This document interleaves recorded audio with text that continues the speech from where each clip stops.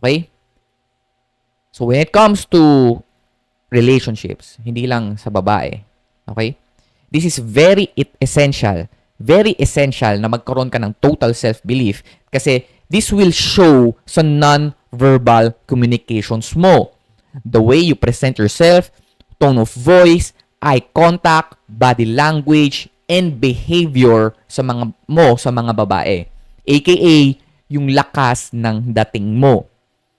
Di ba pag sinabing lakas ng dating, hindi pa nagsasalita, ramdam mo na yung charisma, ramdam mo na yung aura. Yun yung lakas ng dating. So with total self-belief, mare-reflect mo yun sa non-verbal communication mo, sa lakas ng dating mo.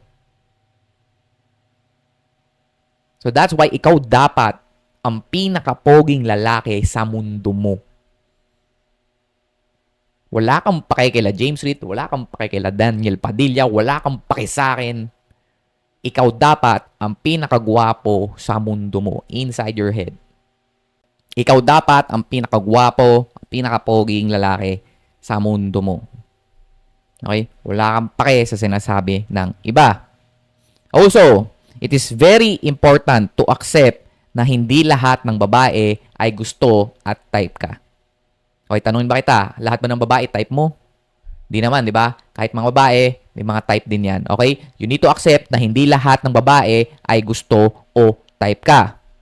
Pero, kung malakas yung marketing mo, okay, malakas kung paano mo dalhin yung sarili mo, yung lakas ng dating mo, you only need a small